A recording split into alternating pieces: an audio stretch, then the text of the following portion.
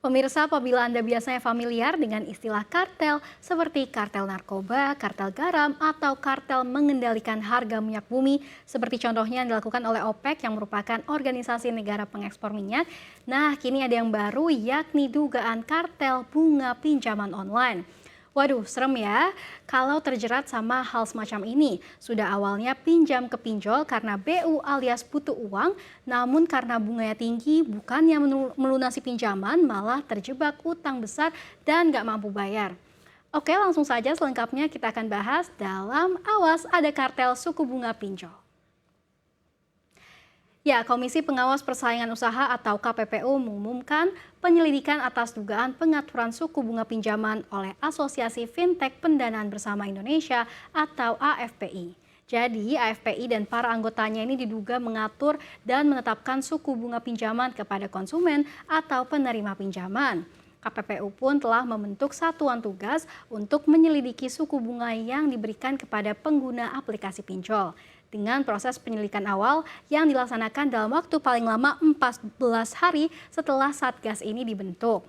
Dan berdasarkan temuan awal KPPU, AFP ini mengatur anggotanya dalam penentuan komponen pinjaman kepada konsumen, khususnya penetapan suku bunga flat 0,8% per hari dari jumlah aktual pinjaman yang diterima oleh peminjam.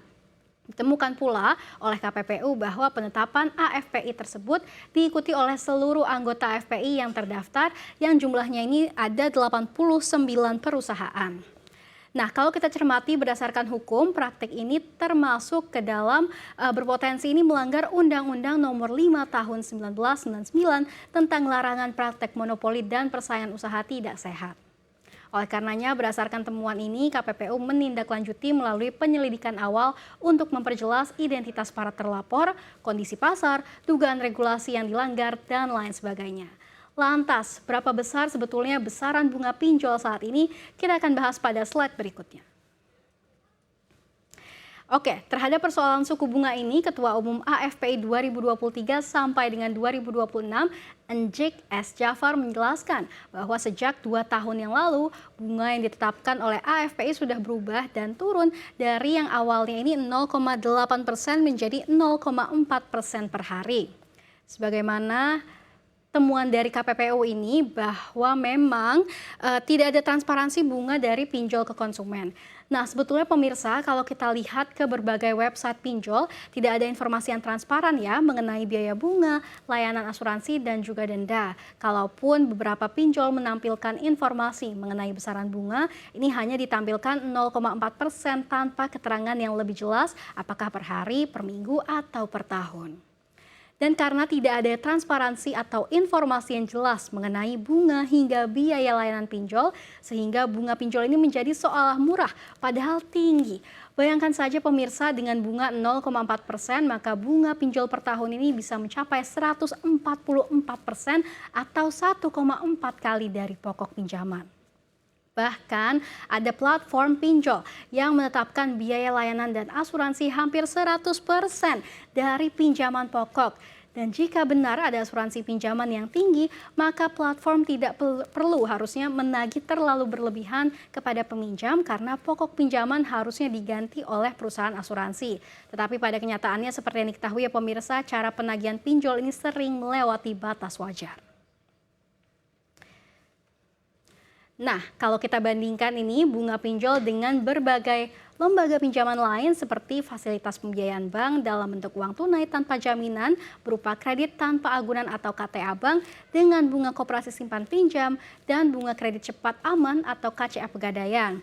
Nah, kita lihat bersama ini pemirsa, kalau pinjaman online ini kan katanya disebut 0,4% per hari yang berarti 144% setahun. Sedangkan untuk kredit tanpa agunan atau KTA bank sendiri ini hanya 0,88% sampai dengan 3,49% per bulan. Yang berarti ini 10 sampai 25% per tahun. Jelas berbeda jauh ya dengan pinjol. Dan kalau kita lihat lagi nih, koperasi simpan pinjam ini bervariatif bunganya. Ada yang 7% per tahun, 8,5% per tahun, ataupun 20% per tahun.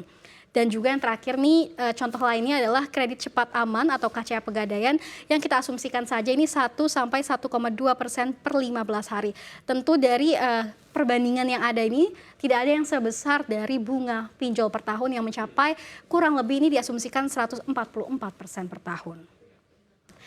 Ya, pemirsa, dengan pinjol yang per tahun ini menjadi paling tinggi ini, sementara yang lainnya memang cenderung terlihat lebih rendah. Nah, kemudian ini Asosiasi Fintech Pendanaan Bersama Indonesia merespon tuduhan KPPU terkait aksi pengaturan dan penetapan suku bunga pinjaman alias kartel bunga pinjol kepada konsumennya, yakni Ketua Umum AFPI Encik S. Jafar ini mengatakan bahwa pihaknya sama sekali belum menerima surat resmi dari KPPU menyangkut persoalan ini, serta baru mengetahui kabar ini lewat berita. Encik juga berpendapat bahwa tuduhan tersebut tidaklah benar. Menurutnya, kartel mendefinisikan penetapan bunga minimum sehingga menguntungkan para penyedia jasa. Sementara yang dilakukan pihaknya ini adalah menetapkan bunga maksimum. Sebagaimana yang disebutkan oleh Encik S. Jafar sebagai Ketua Umum AFPI, dia mengatakan kalau kartel itu monopoli bunga, kalau kita mengajukan batas minimum. Kami malah kartel protection. Siapa yang diuntungkan ya konsumen. Jadi katanya ini justru AFPI bilang mereka itu kartel protection ya pemirsa, bukanlah kartel suku bunga.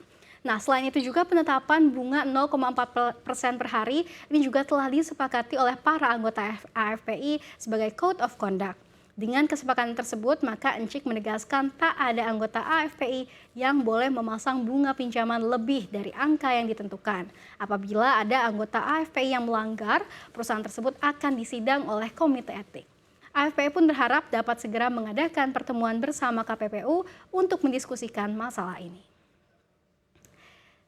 Ya, pemirsa, jika kita harapkan OJK ini dapat turun tangan langsung mengatasi permasalahan ini serta adanya transparansi bunga pinjaman oleh pinjol untuk meningkatkan edukasi calon peminjam.